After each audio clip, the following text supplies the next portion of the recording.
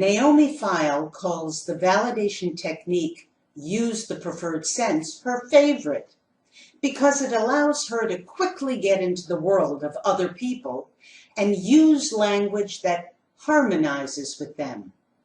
The preferred sense is a concept from neuro-linguistic programming created by Richard Bandler and John Grinder in the 1970s. In short, every person takes in information from the environment using one of the 5 senses, like a filter.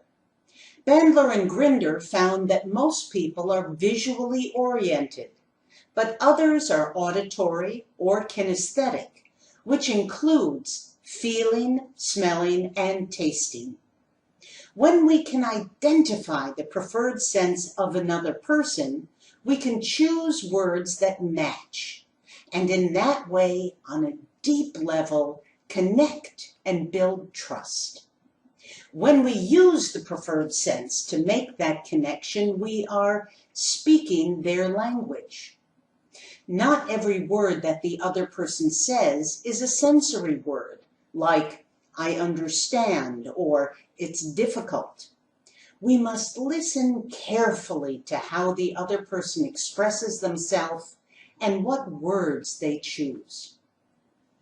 In the following role play, we've tried to make this process clearer.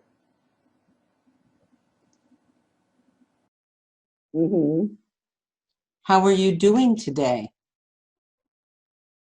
You want me to answer that now?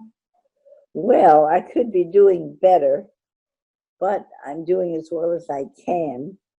I don't know if I got enough sleep, but yeah, I think I'm trying to stimulate my dormant brain cells into action so we can have a little more interesting conversation. So I guess on the whole, to answer your question, I'm doing all right.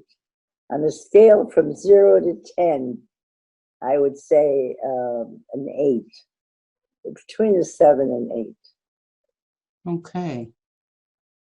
And what have you got planned for today?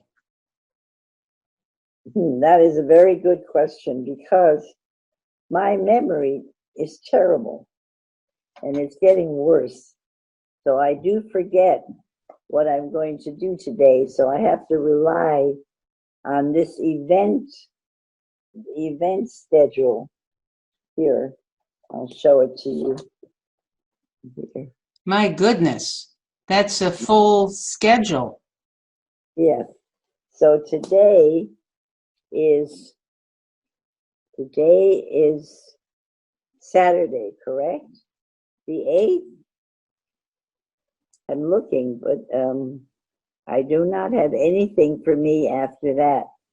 So I think, except to ask Eddie about opera tickets for November, which would be very nice. He says no. He said we cannot go to the opera. How do you feel about that? Pissed off. Of course, that's not a good term to use in a... You're allowed. Yeah? Okay. How are you dealing with this COVID thing? Well, I get pretty well because we don't go out that much anyway. And there hasn't been any plays. Like Ed and I don't, if we had a choice between the opera and a musical, we would go to a musical. We wouldn't go to the opera. So not going to the opera in November is not a terrible tragedy for us. However, I don't think we've suffered a lot with it since there are no... Well, what I used to do is I used to go to improvisational improv, and I used to go to different things, and now I'm not doing that, but it's not being offered anymore. So I think that's a loss. So it hit you there. It hit you in going around and doing things. That's right. And meeting people, because I don't see people. That interaction. Right. Even though the people in these classes are not my good dear friends, still I had interaction. And Is it a sense of community? is it what? A sense of community? With people in the drama group yeah, it's something in common. And of course, for some people, you have a more the word that I'm using.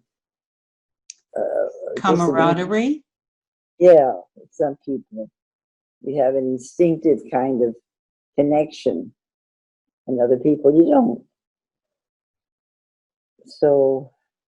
So you're missing the connection.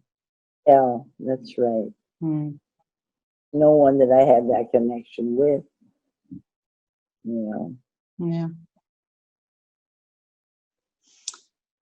Okay, so how did I do on pulling out the sensory words?